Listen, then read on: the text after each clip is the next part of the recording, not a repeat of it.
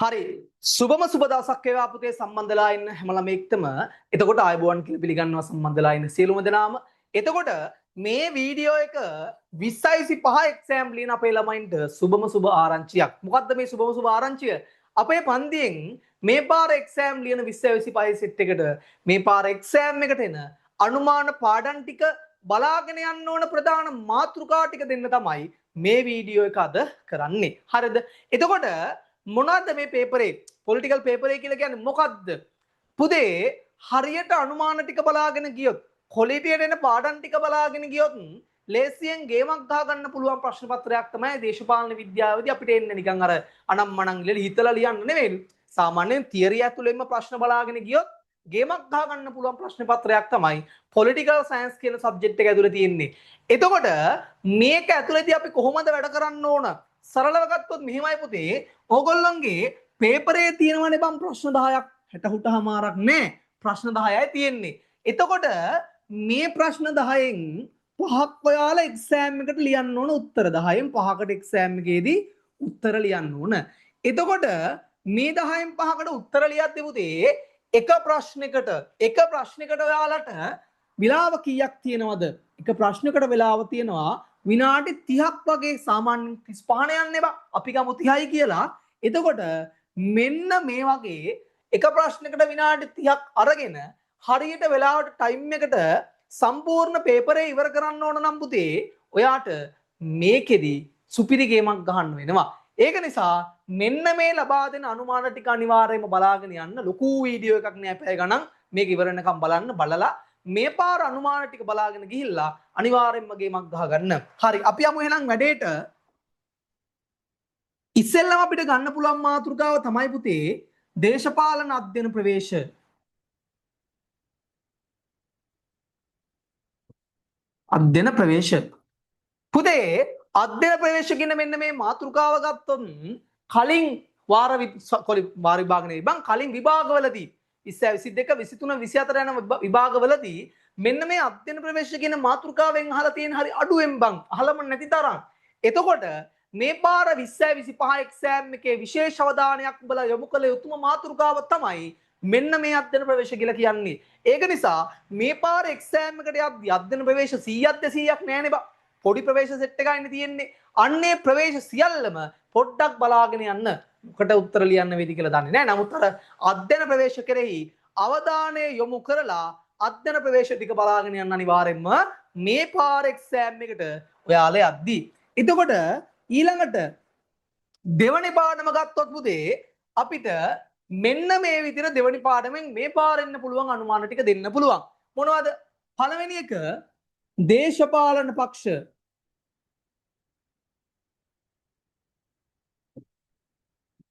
ඒ වගේම සිවිල් සමාජය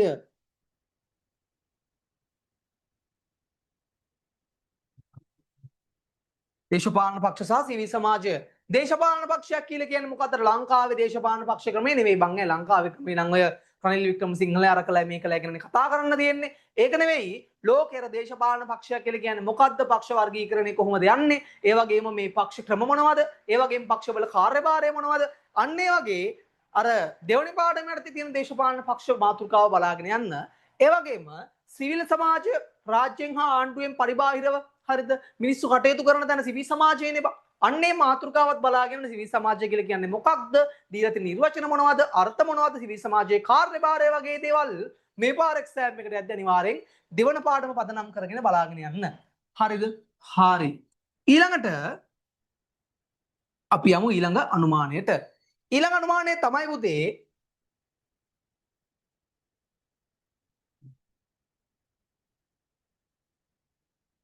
විධායක කාරක සභා ක්‍රමය. විධායක කාරක සභා ක්‍රමය මේක ගෙනාවේ කවද්ද පුතේ 1931 දී ඩොනමෝර්වල. ඒ කියන්නේ රාජ්‍ය මන්ත්‍රණ සභාවේ ඉන්න සෙට් එක අර 57 දෙනා හරිද රාජ්‍ය නිලධාරී දෙනා සහ කතානායකවරයා හරිය ඉතිරි 57 දෙනා කිසිදු ભેදයකින් ආගම් කුලමල ભેදයකින් තොරව කාරක සභා 7කට බෙදුවනේ බා. අන්නේ කාරක සභා හත මොනවද? කාරක සභා ක්‍රමය කියලා කියන්නේ මොකද්ද? කාරක සභාවල කාර්යභාරය යහපත් අයහපත් ලක්ෂණ වාසීන් වගේ දේවල් ටික බලාගෙන යන්න මේ පාර එක්සෑම් එකට යද්දී අනිවාර්යයෙන්ම කාරක සභා සම්බන්ධ කරලා පොඩි ප්‍රශ්නයක් අහන්න පුළුවන් අනිවාර්යයෙන්ම විධායක ක්‍රමයේ සම්බන්ධව. හරිද? හරි. ඊළඟට හරි නේද තුන්වෙනි එක? ඊළඟ එක අපි බලමු ආණ්ඩු ක්‍රම ආකෘති.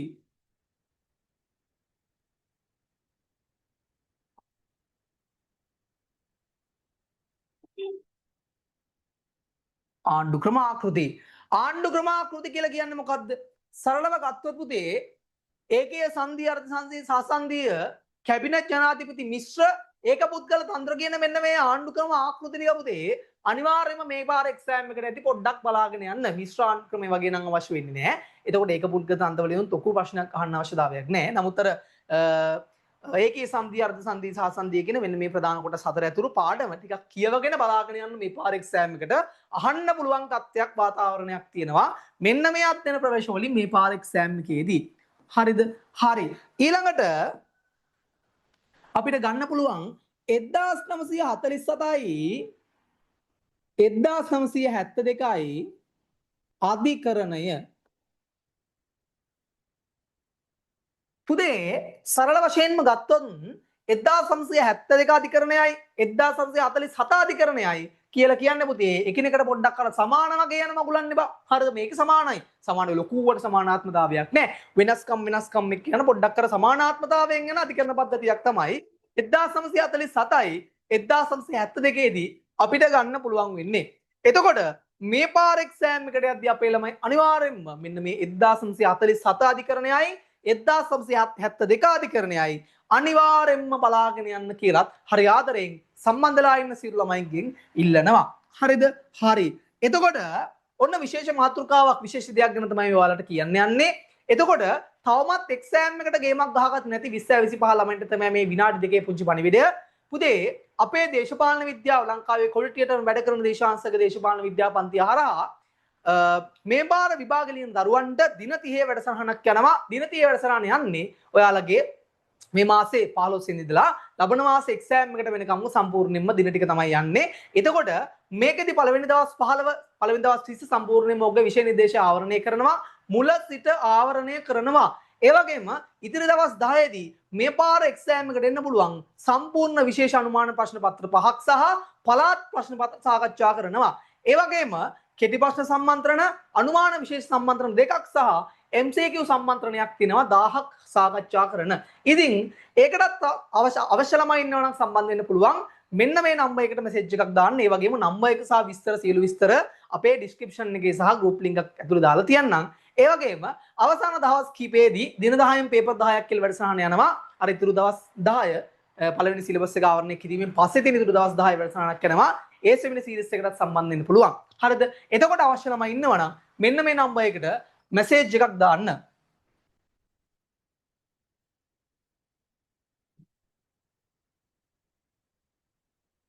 හරි. මේ නම්බරයට අවශ්‍ය ළමයි ඉන්නවනම් මෙසේජ් එකක් දාන්න. මේක වීඩියෝ එකක් නිසා වැඩි වෙලා මේක තියන්නේ නැහැ. ඉක්මනින් අපි මේක හොයාගමු. අවශ්‍ය ළමයි ඉන්නවනම් මෙසේජ් එකක් දාගන්න. හරිද? හරි. ඊළඟට අපි කතා කරන්න යන මාතෘකාව තමයි පුතේ මෙන්න මේ කෙටි ප්‍රශ්න වලට උත්තර ලියන්න වගේ යන මෙන්න මේ සෙට් එක. හරිද? ඉස්සෙල්ලම ගන්න පුළුවන් ගැටුම් ජීවන චක්‍රය.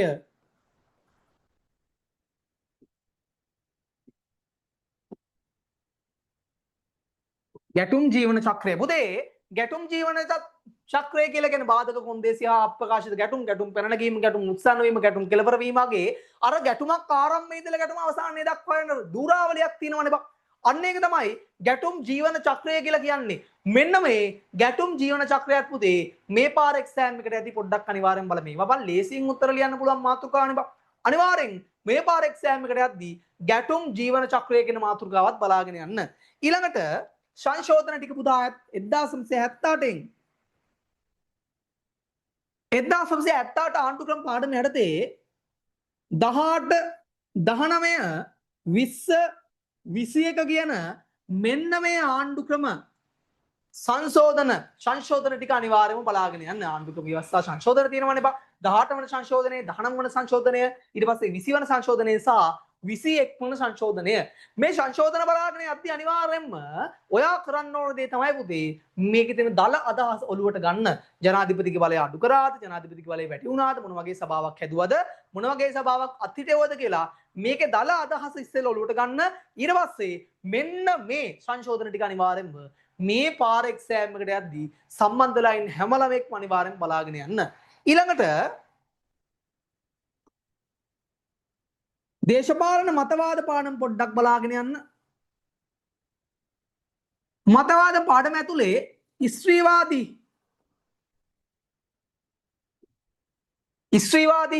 දේශපාලන මතවාදයක් චුට්ටක් බලාගෙන යන්න අනිවාර්යෙන්ම. හරිද? ඒකත් පොඩ්ඩක් මේ පාර අහන්න පුළුවන්. ඒ වගේම අනිත් අර ප්‍රධාන දේශපාලන මතවාද නැත අනිත් අර පොඩි දේශපාලන මතවාද ටිකක් තිබුණේ පාඩමේ අන්තිම හරියේදී අන්න ඒ ටිකත් ප්‍රධාන වශයෙන් බලාගෙන යන්න. ඒ වගේම මේ අතරින් පොඩ්ඩක් විශේෂ අවධානයක් යොමු කරලා ස්ත්‍රීවාදී දේශපාලන මතවාදයත් මේ පාර යද්දී බලාගෙන යන්න. හරිද? ඊළඟට අපිට ගන්න පුළුවන් පුතේ මෙන්න මෙහෙම මාතෘකාවක් බහුද්‍රවීය ලෝක ක්‍රමය.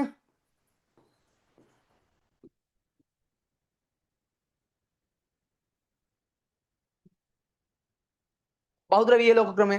බහුද්‍රවීය ලෝක ක්‍රමය කියලා කියන්නේ සරලව ගත්තොත් බං ජාත්‍යන්තර දේශපාලනේ පාඩමේ තියෙනවා බහුද්‍රවීය ලෝක ක්‍රමය කියලා එකක්. මුල් කාලේ ලෝකයේ හිටිය බලවත්තු ලොකු ප්‍රමාණයක් හිටියා පංචමහා බලවතුන් ඇතුළු පිරිසක්. ඊට පස්සේ ලෝකේ ප්‍රධාන වශයෙන් බල කොට්ටාස දෙකකට බෙදුනා. ඇමරිකා ප්‍රමුඛ ධනවාදී කඳවුර සහ ඊට පස්සේ රුසියා ප්‍රමුඛ සමාජවාදී කඳවුර. ඊට පස්සේ සමාජවාදී කඳවුර බිඳ වැදුනට පස්සේ ඇමරිකා ප්‍රමුඛ ධනවාදී කඳවුර විතරක් ඉතිරි වුණා. ඊට පස්සේ ඒක ලොකු කාලයක් ගියාට පස්සේ 2000 අවුරුද්දෙන් පස්සේ මේ ලෝකේ යලිත් ප්‍රධාන බලවතුන් ටිකක් නැගී සිටියා. අන්න ඒක තමයි පුතේ මේ බහුද්‍රවීය ලෝක ක්‍රමය කියලා කියන්නේ. සරලව ගත්තොත් අන්නේ මාතෘකාවත් කෙටි ප්‍රශ්න වලට මේ පාර කෙටි රචනා ප්‍රශ්න වලට සීමීත සම්භාවිතාවක් තියෙනවා. ඒක නිසා මේ මාතෘකාවත් අනිවාර්යයෙන්ම බලාගෙන යන්න. හරිද? හරි. ඊළඟට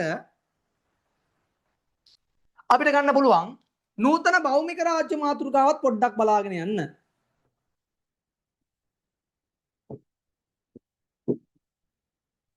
නූතන භෞමික රාජ්‍ය.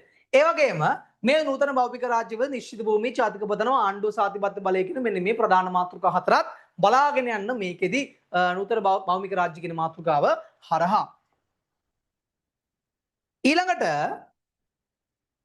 ලංකාව සහ ලෝකය කියන මාතෘකාව බලාගෙන යන්න. පාඩම් පොඩ්ඩක් බලාගෙන යන්න.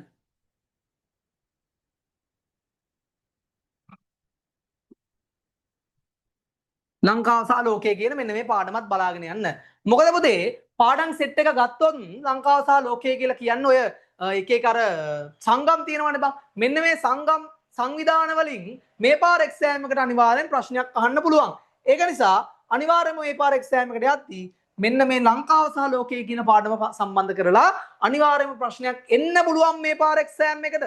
ඒක නිසා අනිවාර්යයෙන්ම ලංකාව සහ ලෝකය කියන මෙන්න මේ මාතෘකාව පදනම් කරගෙන ටිකක් බලාගෙන යන්න අනිවාර්යයෙන්ම. හරිද? අවසාන වශයෙන් ඔයගොල්ලන්ට දෙන්නම් පුතේ. හරිද? මොනවද? රාජ්‍ය වර්ගීකරණය තියෙනවනේ බං. රාජ්‍ය මාදිරි සහ වර්ගීකරණය. රාජ්‍ය වර්ග කියලා කියන්නම්කෝ බං ලේසි වෙන්නත් එක්ක මොනවද?